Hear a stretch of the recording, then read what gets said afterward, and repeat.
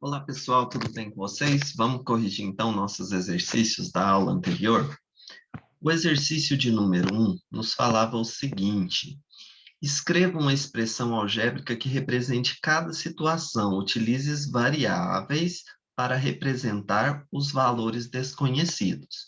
Quando eu falo para utilizar variáveis para representar os valores desconhecidos, aqui no meu caso eu vou usar a variável x, certo? Variável é uma letra que representará um número qualquer, certo? Vou usar x, tá bom? Então, quando eu falo assim, o triplo de um número, o triplo de um número, o triplo é 3 vezes, de um número é x, então seria 3x. O triplo de um número seria 3x, ou 3x, certo? A quarta parte de um número seria esse número dividido por 4. Então, seria x sobre 4, certo? Um número adicionado a 1. Um número seria x somado com 1. X mais 1, ou 1 mais x, a mesma coisa, certo? O quadrado de um número mais 3. Esse número seria x. O quadrado dele seria x ao quadrado mais 3. Então, somado com 3. X ao quadrado mais 3, certo? A raiz cúbica de um número seria a raiz cúbica de x, ok? Então, o triplo de um número é 3x, a quarta parte de um número é x sobre 4, um número adicionado a 1 é 1 mais x, ou x mais 1. O quadrado de um número mais 3 é x ao quadrado mais 3. E a raiz cúbica de um número é a raiz cúbica de x, certo? Mas no lugar do x você poderia usar qualquer letra, porque qualquer letra representará uma variável, tá bom? 2. A questão número 2 falava o seguinte: escreva a expressão algébrica que relaciona os números à sua posição na sequência, certo? Então, olha aqui, 2, 4, 6, 8. O número da frente é sempre o dobro do número de trás, ok? Então, eu vou considerar que esse primeiro número aqui seja a minha variável. Vou chamar ele de n, certo? Para calcular o da frente, eu vou ter que dobrar. Então, o dobro de um número é 2n. Então, o número da frente será 2n, certo? Então, a expressão algébrica que representa essa sequência vai ser 2n, onde o primeiro termo é um número, no caso aí é 2, o segundo termo é o dobro do primeiro, o terceiro termo é o dobro do segundo, o quarto termo é o dobro do terceiro. Então, é o dobro da posição em que ele ocupa. Esse n é a posição, certo? Observando que cada número é o dobro do número que indica a posição ocupada para um número que ocupa a posição n. Então, para calcularmos, a expressão algébrica seria 2n. Agora aqui, ó, 1, 3, 5, 7, 9. Eu vou chamar mais uma vez n a posição, né? Primeiro, segundo, terceiro, quarto, quinto número, certo? Se você observar, a partir do segundo termo, vai ser sempre 2 vezes a posição menos 1.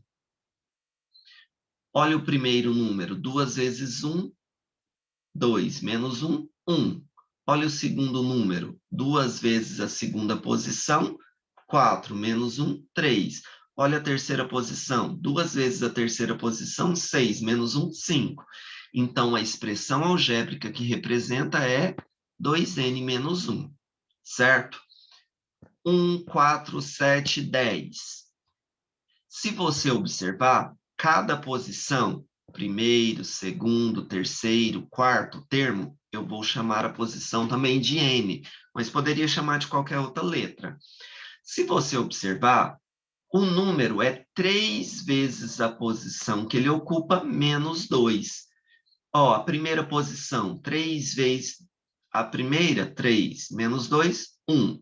Segunda posição, 3 vezes a segunda dá 6, menos 2, 4. Terceira posição, 3 vezes a terceira, 9. Menos 2, 7. Quarta posição, 3 vezes 4, 8. Menos 3 vezes 4, 12. Menos 2, 10. Então, a expressão algébrica aí que representa é 2n menos 2, certo? Agora, 1, 6, 11, 16, 21. Se você observar, eu também vou chamar de n a posição, né? Então, primeiro, segundo, terceiro, quarto, quinto. Cada um ocupa uma posição. E essa posição é sempre 5 vezes a posição menos 4. Olha o primeiro. 5 vezes o primeiro, 5. Menos 4, 1. Então, o primeiro número é 1. 5 vezes o segundo, 5 vezes 6. 5 vezes o segundo, 5 vezes 2, 10. Menos 4, vai dar 6. A terceira posição, 5 vezes 3, 15. Menos 4, vai ser o 11 na terceira posição. A quarta posição, 5 vezes 4, 20. Menos 4, 16. Vai ocupar a quarta posição. A quinta posição, 5 vezes 5, 25. Menos 4, vai dar 21. Então, quem está na quinta posição é o 21, certo? Então, a expressão algébrica que representa isso daí é 5n menos 4, ok? Isso, gente, é questão de raciocínio. Você tem que ter raciocínio para conseguir fazer esse tipo de exercício, que não existe uma fórmula pronta, tá bom? Então, depois, espero assim que eu tenha clareado, né, essa questão número 2, que eu sei que surgiram muitas dúvidas. Depois, a questão número 3. João usou palitos de dente para construir quadrados, um ao lado do outro, conforme indicado. Ó, a primeira posição, um quadrado, a segunda posição, 2, a terceira posição, 3 quadrados, né?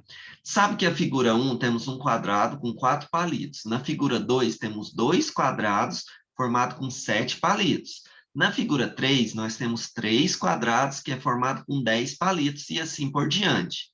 Nessas condições, qual é a expressão que representa a quantidade P de palitos usado na formação de Q quadrados? Então, observa, ó, se eu colocasse aqui para vocês, numa tabela, você teria quadrados e palitos. Para fazer um quadrado, gastaram 4 palitos. Está lá na figura. Para fazer 2 quadrados, gastamos 7 palitos. Está lá na figura. Para fazer 3 quadrados, gastamos 10 palitos. Para fazer Q quadrados, gastaríamos P palitos, certo? Se você observar, para a primeira figura, 4 palitos é nada mais, nada menos que 3 vezes 1 mais 1. Na segunda, 7 palitos seria 3 vezes 2 mais 1. Na terceira, 10 palitos seria 3 vezes 3 mais 1. Então, desse modo, de acordo com o padrão, a quantidade P de palitos usados, né, seria P, o número de palitos, seria 3 vezes a quantidade de quadrados que ele forma, somado mais 1. Então, a minha expressão seria P, que é igual a 3Q mais 1. A resposta, então, seria a letra B, certo? Número de palitos é igual a 3 vezes o número de quadrados mais 1. Ok? Espero que tenham acertado, que tenham entendido. A gente já tinha estudado isso lá atrás, é apenas uma revisão. A questão número 4. Um estacionamento cobra R$ 5,00 pela primeira hora de uso. Então, na primeira hora que você usar, você vai pagar R$ 5,00. E cada hora adicional será cobrado mais R$ 3,00. Depois da primeira hora, cada uma hora a mais que você ficar, vai ser R$ 3,00, certo? Então, olha aqui. Quanto vai pagar se o Vitor deixou o carro nesse local por 2 horas, quanto vai pagar pelo período estacionado? Então, se um estacionamento ele cobra R$ 5 pela primeira hora de uso, e a cada hora adicional ele vai cobrar mais R$ 3, né? Se o Vitor deixou o carro nesse local por 2 horas, quanto que ele vai pagar pelo período estacionado? Aqui, ele deixou ele estacionado por 2 horas adicionais. Ficou faltando essa palavrinha aí, tá bom? Então, na primeira hora, ele vai pagar R$ 5. E nas 2 horas seguintes, ele vai pagar R$ 3. Então, seria R$ 5 para a primeira hora e 2 vezes R$ 3, que vai dar R$ 6, para as horas adicionais. Então, 5 mais 6 daria 11. A resposta seria a letra B. Ele vai pagar R$ 11 para ficar estacionado, certo? A questão número 5. A expressão 5P mais 28 dividido por 4. Essa expressão algébrica, 5P mais 28 dividido por 4, ela é utilizada para calcular aproximadamente o número do calçado de uma pessoa, onde o P corresponde ao comprimento do pé. Vai lá, pega uma fita e mede o comprimento do seu pé. Se o pé da Laura tem 24 centímetros, faz aqui, ó, tinha aí o pé da Laura, né?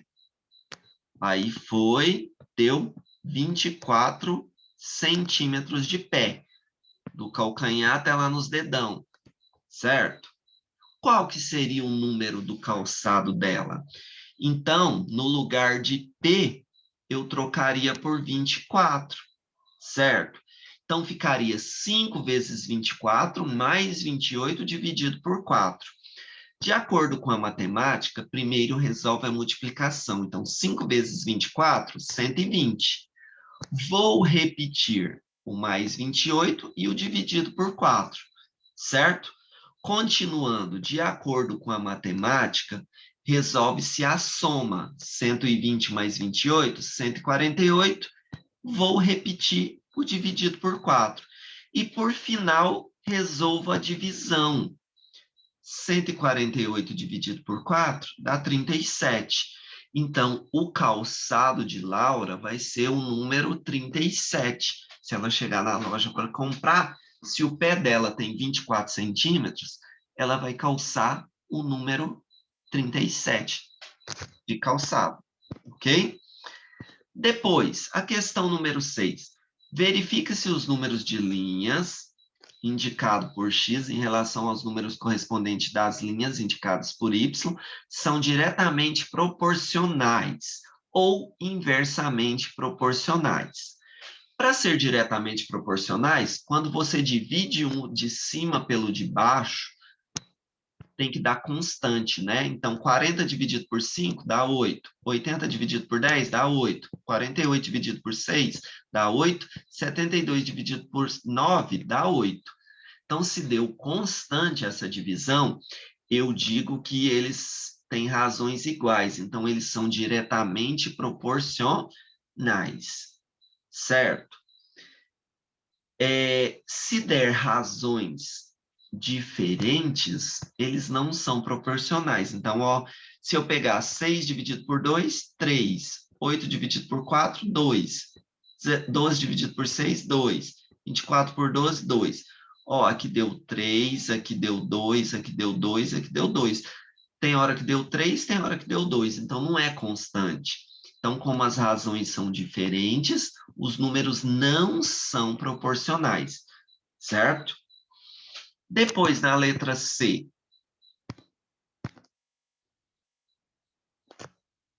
Olha para você ver.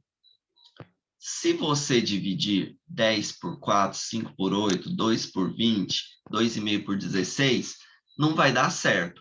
Mas se você multiplicar 10 vezes 4, né, dá 40. 5 vezes 8 dá 40. 2 vezes 20 dá 40. 2,5 vezes 16 dá 40. Então, agora não é a divisão que dá 40, 40, 40, 40. É a multiplicação do de cima com o de baixo. Quando é a multiplicação, a gente diz que esses números são inversamente proporcionais. Se a divisão do de cima com o de baixo der um número constante, é diretamente proporcional. Se a multiplicação do de cima com o de baixo der uma constante, eles são inversamente proporcionais, certo? Agora aqui, ó, 5 dividido por 10, 25 por 2, 3 por 10, 8, 20, 8 por 6, não dá. Mas vamos tentar multiplicar? 5 vezes 10, 50. 25 vezes 2, 50. 3 vezes 20, 60. 8 vezes 6, 48.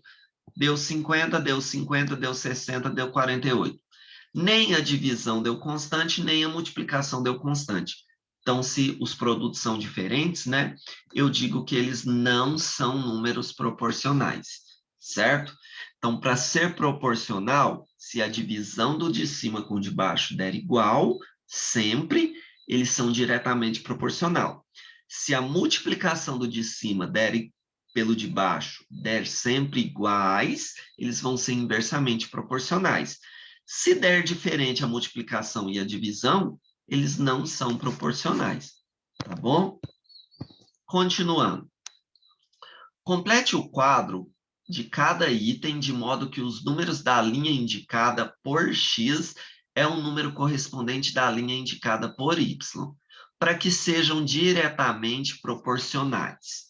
Ó, para ser diretamente proporcionais, o de cima dividido pelo de baixo tem que ser constante, não é? Então, 18 dividido por 3 tem que dar 6. Todos agora tem que dar 6. 24 dividido por que número vai dar 6, gente? 24 dividido por 4, concorda? 24 dividido por 4 dá 6. Qual o número que dividido por 7 que dá 6? Precisa de dar 6. Isso, 42 dividido por 7 dá 6. Qual o número 54 dividido por que número que vai dar 6? 54 dividido por 9 dá 6. Qual o número dividido por 11 que vai dar 6? Isso, 66 dividido por 11 vai dar 6, certo? Então, ó, isso é uma grandeza diretamente proporcional. Então, a razão, o valor de x, dividido pelo valor de y, tem que ser igual a 6, concorda? Então, agora, se você quer descobrir esses valores, não for de cabeça, quiser fazer cálculo, né? Então, olha aqui, 18 dividido por 3, eu já sei que dá 6. Agora, se o x vale 24, quanto que vai valer o y? Vamos aqui, ó. 24 para o x, o y eu não tenho, tem que ser igual a 6. Põe um aqui e multiplica cruzado. 6 vezes y, 6y. 24 vezes 1, 24. Passa o 6 dividindo, y é igual a 24 dividido por 6. Y vai ser igual a 4. Então, descobri, Eder. Aqui é o número 4, certo? Agora, o próximo. Eu não tenho x, eu só tenho y. Então, eu sei que x sobre y é igual a 6. O x eu não tenho, então x sobre o y eu tenho. O y agora vale 7. É igual a 6. Põe um aqui e multiplica cruzado. X vezes 1, x.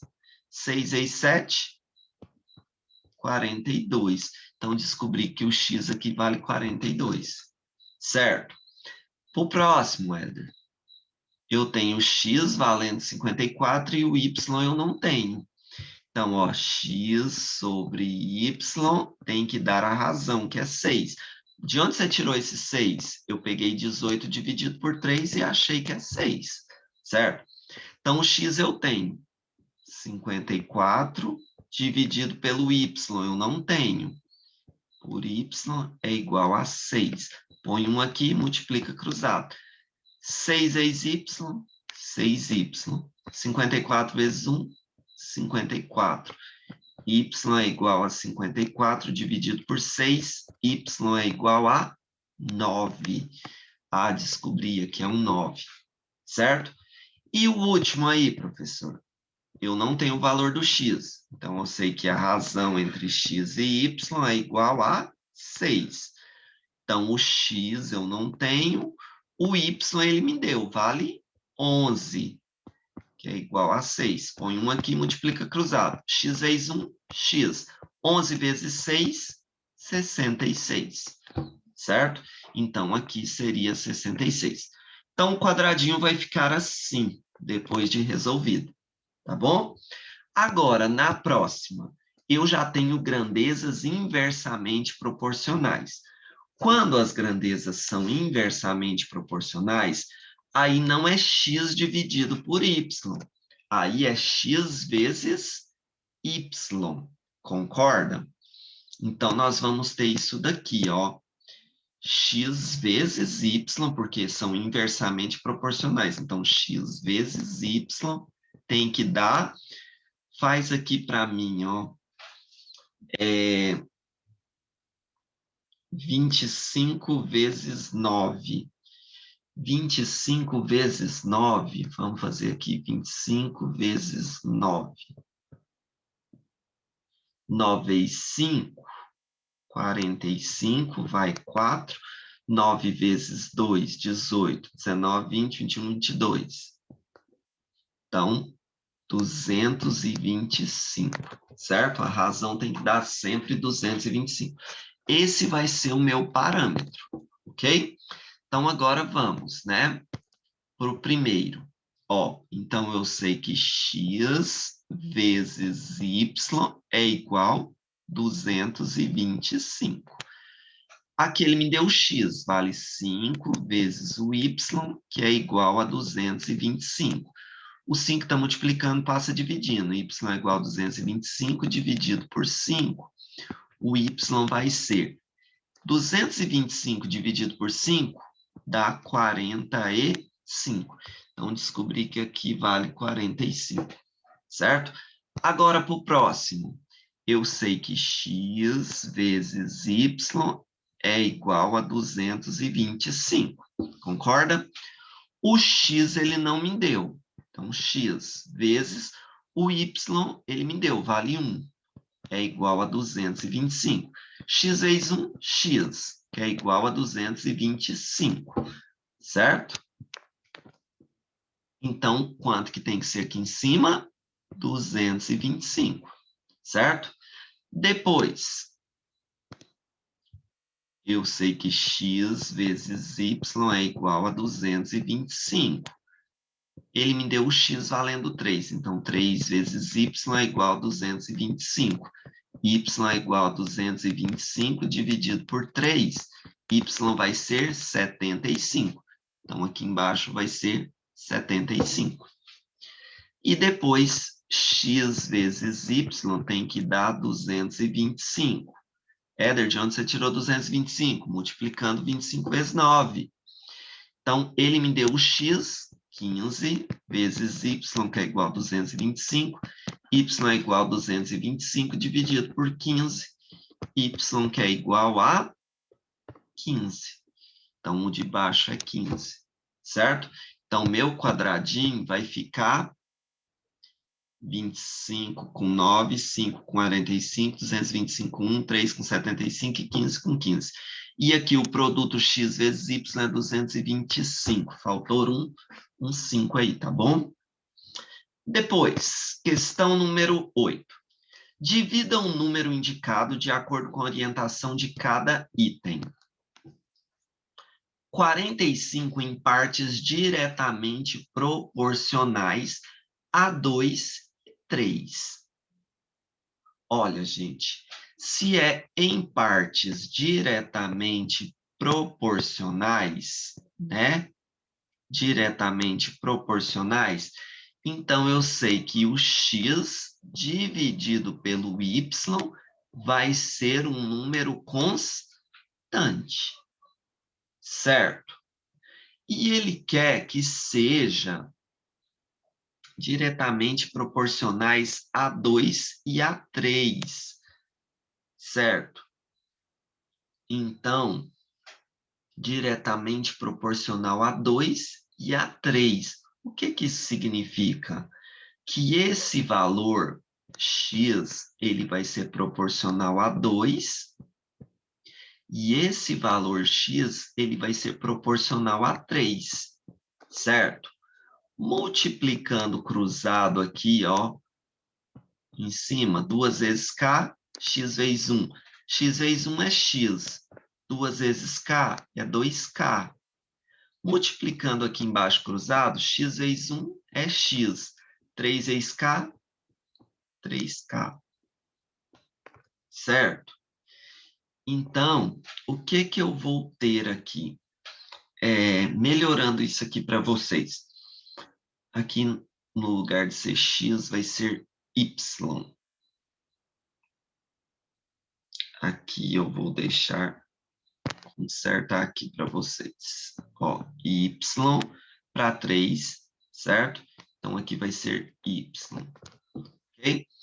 Eu sei que eu tenho um total de 45. Então, somando a quantidade de x com a quantidade de y, dá 45. Eu achei que x é 2k e y é 3k. Então, x, 2k, mais o y, 3k, é igual a 45. 2k mais 3k, 5k, igual a 45. K vai ser 45 dividido por 5, que vai dar 9. Achei, então, essa constante. Essa constante vale 9, certo? Se o x é 2k, então 2 vezes 9 vai dar 18. Se o y é 3k, 3 vezes 9 vai dar 27.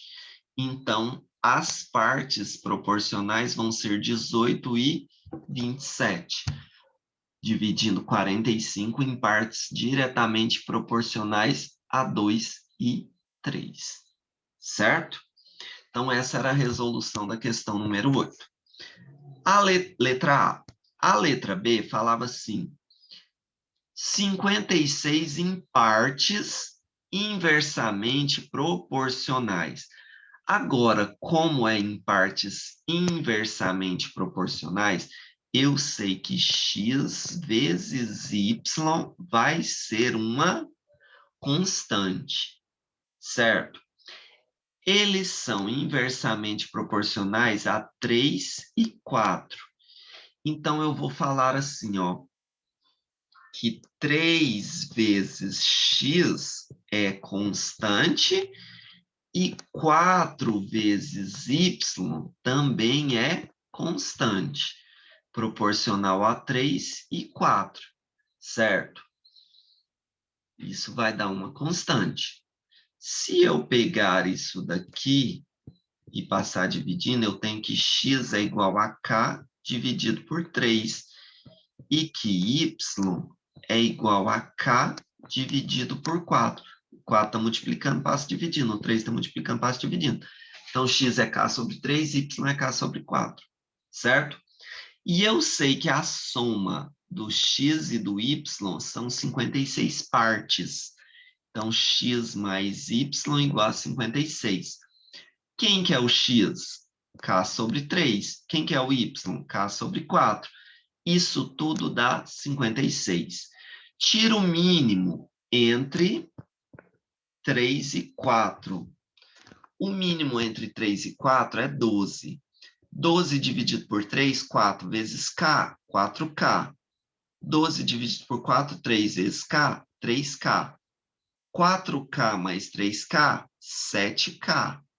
Sobre 12, que é igual a 56. Certo?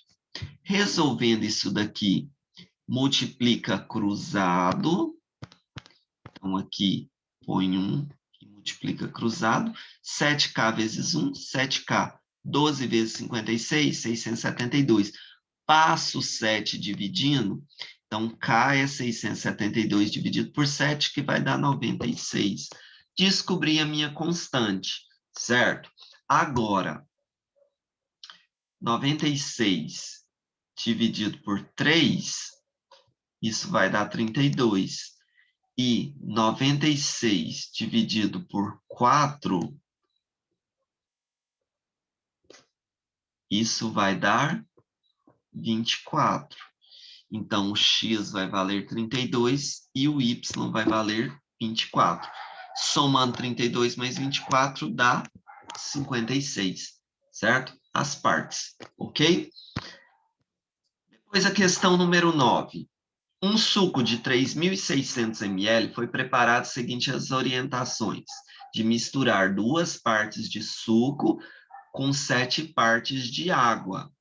Qual foi a quantidade de suco concentrado utilizada? Então, olha aqui, são 2 partes de suco, certo? Você tem 2 partes de suco e 7 partes de água. Dentro da vasilha, então, você vai pôr 2 partes de suco mais 7 partes de água. Isso vai dar 9 partes, concorda? Pegando os 3.600 ml e dividindo pelas 9 partes, nós achamos que cada parte é 400 ml. Como o suco tem 2 partes, 2 vezes 400, vão ser 800 ml de suco. E 7 partes de água, né? Então, 7 vezes 400 vai dar 2.800 ml, ok? Você gastaria 800 ml de suco concentrado e 2.800 ml de água para você fazer 3.600 ml de suco. Então, a resposta correta era a letra A, ok? E a nossa última questão aí, a questão 10, ela fala o seguinte: João Gabriel e Marcos juntaram dinheiro para comprar um pacote promocional de figurinhas. Para isso, o João deu R$2, certo? O Gabriel deu R$3 e o Marcos deu R$4. Sabendo que o pacote vem com 90 figurinhas, quantas figurinhas que cada um vai receber? Se eles deu quantidade diferente de dinheiro, então cada um vai receber uma quantidade diferente de figurinhas, concorda? Então, ó, vamos somar os R$2 do João com os R$3 do Gabriel, com os R$4 do Marcos.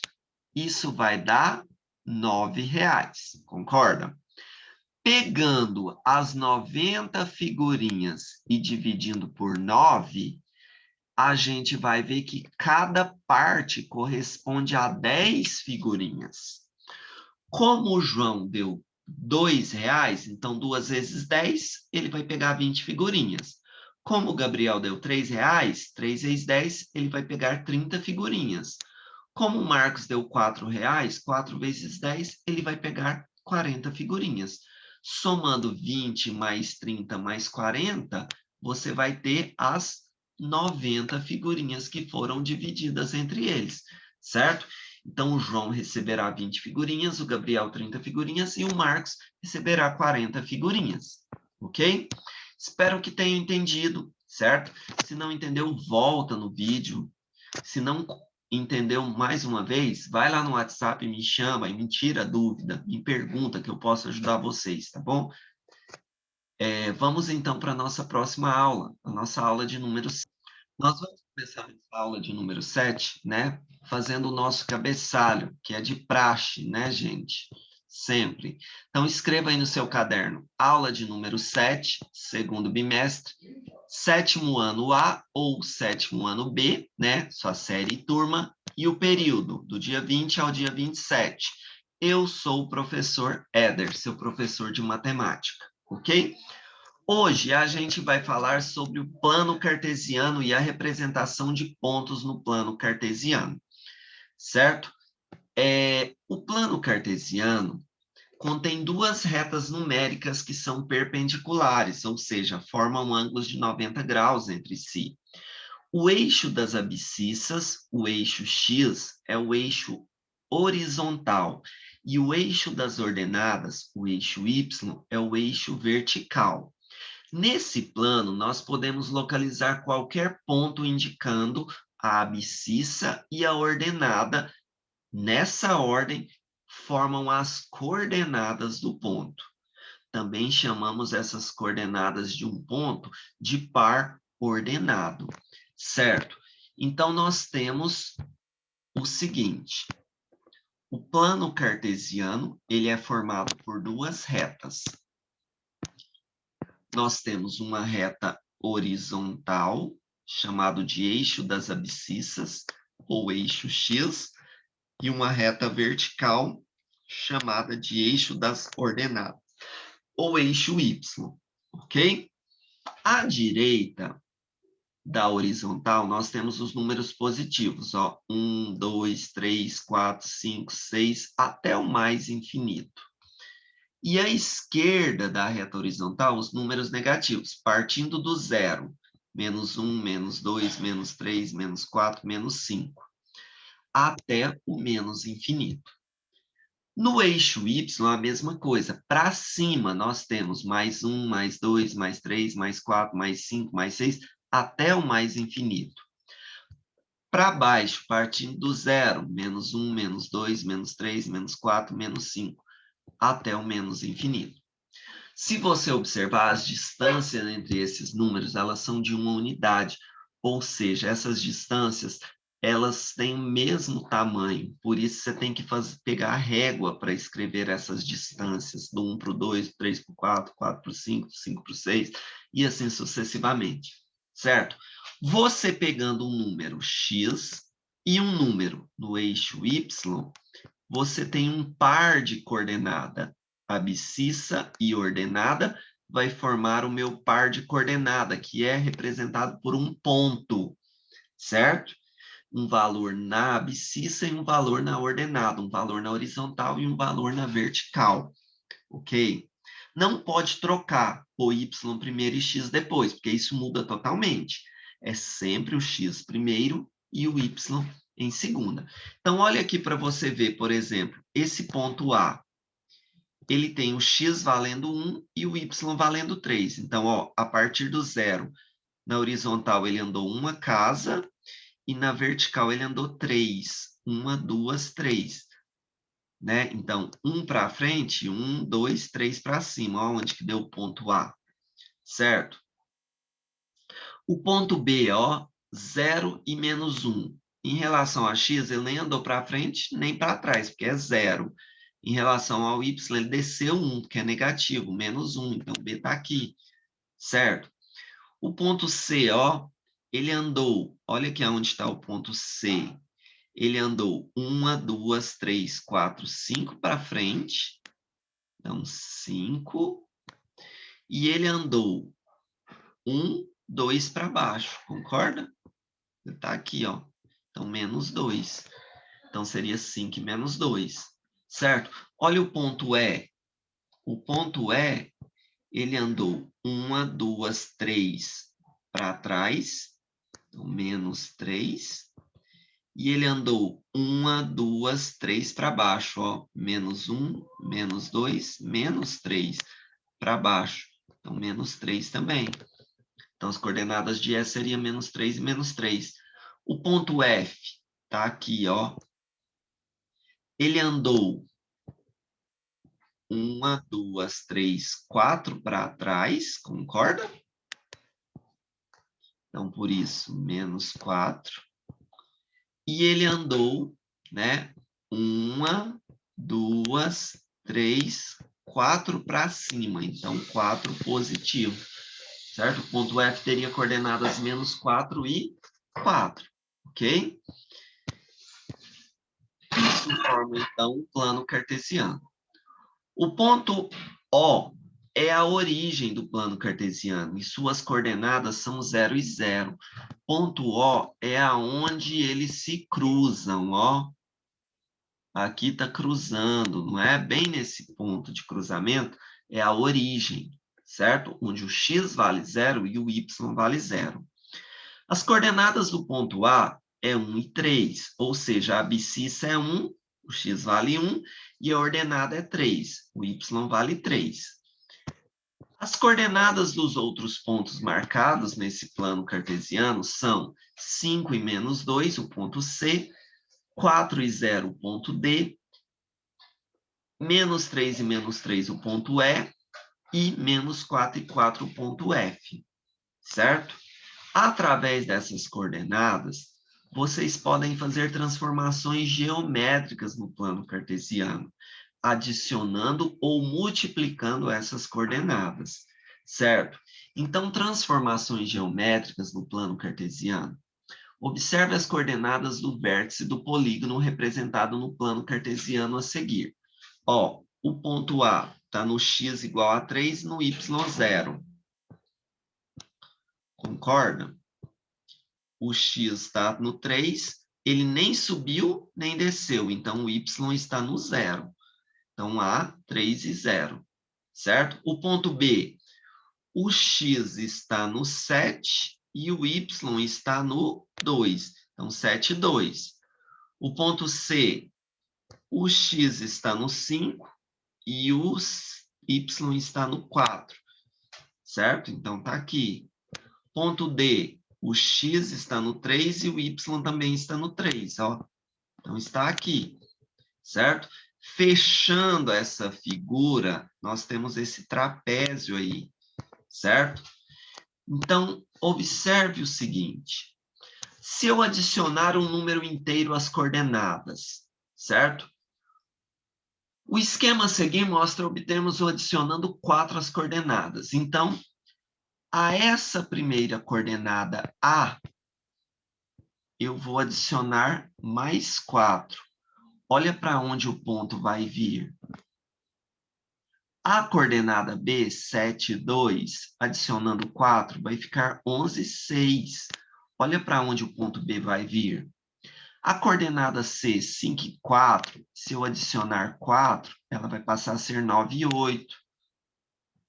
A coordenada D, 3 e 3, se eu adicionar 4 a ela, ela vai passar para 7 e 7. Então, o que eu fiz com essa figura? Ela estava aqui e ela pulou para cá, certo? Eu transladei a figura, eu mudei ela de posição, certo? Então, quando você adiciona ou subtrai um número, você transladará a figura, você mudará ela de posição, certo? Observe que se adicionarmos 4 as coordenadas dos vértices ABCD, obtemos o A', B', C' e D', congruente, né? Ou seja, do mesmo tamanho de ABCD, certo? Ele foi apenas transladado. Agora, se eu multiplicar as coordenadas por um número inteiro, se eu multiplicar essas coordenadas por um número inteiro, eu vou fazer um aumento da figura. Se eu dividir essas coordenadas por um número inteiro, eu vou diminuir essa figura. Então, quando eu multiplicar ela por um número inteiro, eu estarei fazendo uma ampliação, né? Então, se você observar aqui, ó, multiplicando isso por 2, 3 e 0 vezes 2 vai dar 6 e 0. 7 e 2 vezes 2 vai dar 14 e 4. 5 vezes 2 e 4 vezes 2 vai dar 10 e 8.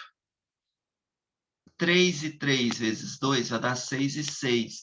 A figura estava desse tamanho e ela passou a ser desse tamanho. Eu fiz uma ampliação dessa figura, certo? Então, note que ao multiplicarmos as coordenadas do número de um polígono por 2, obtemos um polígono semelhante a ele, mas ampliado. A medida de cada lado do polígono, né, é o dobro da medida do lado correspondente ao polígono, certo? Se eu multiplicar ele por menos 1, eu vou inverter a posição dele. Então, observe aqui esse polígono de baixo aqui, ó. Esse aqui essa base passou para cima, essa base passou para baixo, essa base veio para frente, essa base foi para trás, certo? Quando eu multiplico ele por -1, ele inverte de posição e muda de lado, tá bom? Mas continua sendo do mesmo tamanho, ok? Ao multiplicarmos um polígono por -1, obtemos um polígono congruente. A distância de cada vértice do polígono e o ponto O é a mesma distância entre cada vértice e o polígono e o ponto O. Transformações geométricas aplicadas a figuras que preservam a forma e as dimensões dessa figura são chamados de isometrias. Então, na isometria, nós vamos ter 3 casos, né? Translação, transladação, que você vai mudar a figura de um lugar para o outro, né? Ampliação, quando você multiplica por um número, ela vai aumentar de tamanho, e redução, quando você divide ela por um número, as coordenadas, então ele vai diminuir de tamanho. Mas a figura, ela vai ser sempre a mesma figura, ok? O formato dela não vai mudar, tá bom? Eu quero aí no exercício 1 que você represente esses coordenadas, esses pontos aí no plano cartesiano, igual estava lá no início da explicação. Na questão 2, observe o polígono regular represente no plano cartesiano. Se nós multiplicarmos as coordenadas por 3, qual será a medida do lado de cada novo polígono? Aqui, ó, de A até B, tem 3 unidades, né? Se eu pegar as coordenadas de A aqui, ó, o A é 3 e 2. O A é 3 e 2. O B é 6 e 2. O B, então, é 6 e 2.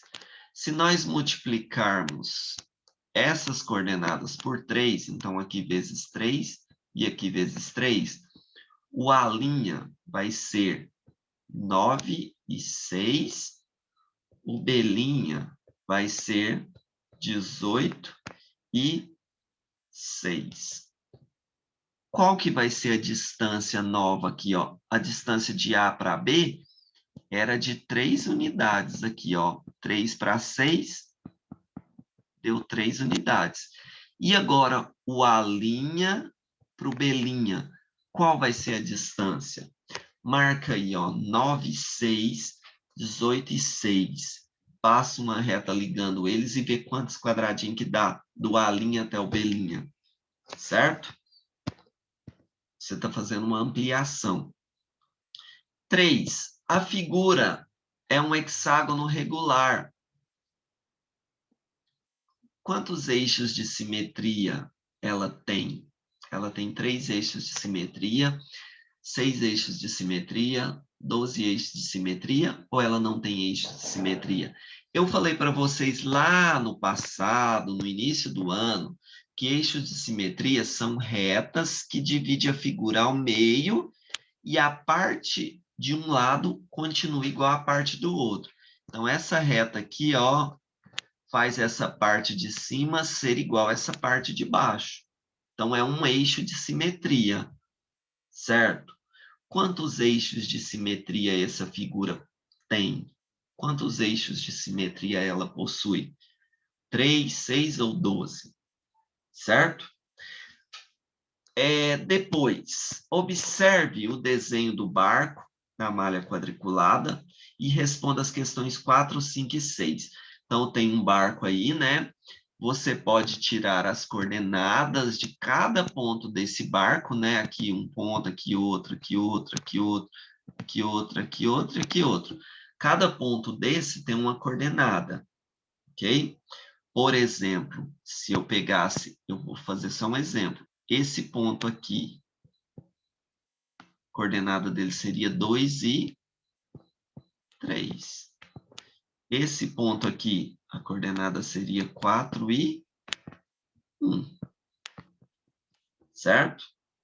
E para esses outros pontos, você consegue descobrir a coordenada deles. Você vai precisar. 4. Multiplique as coordenadas do barco por 4 e desenhe um novo barco abaixo. Olha o tamanho dessa malha quadriculada aqui, gente. É para você desenhar um novo barco, que é uma ampliação, não é? Porque ele foi multiplicado por 4. Essa figura vai ficar maior. Então, redesenhe ela agora, multiplicando ela por 4. 5. O desenho que você fez na atividade 4 é uma ampliação ou uma redação do barco original? Tá fácil, né, gente? Se eu estou multiplicando por 4, é o quê? 6. Se você desenhar o barco original em uma malha quadriculada, que tenha 4 quadradinhos por 3 quadradinhos, com lados de meio centímetros, a figura será uma ampliação ou uma redução do original? Lá tinha 1 centímetro cada um, não é? Agora, se eu desenhar isso aí pela metade e marcar, eu vou ter uma ampliação ou vou ter uma redução? Pense aí e responda e me fala. Na próxima aula a gente faz a correção, tá bom? Fiquem todos com Deus. Até a próxima aula. Qualquer dúvida, me chame no WhatsApp e tira as dúvidas, tá bom? Fiquem todos com Deus.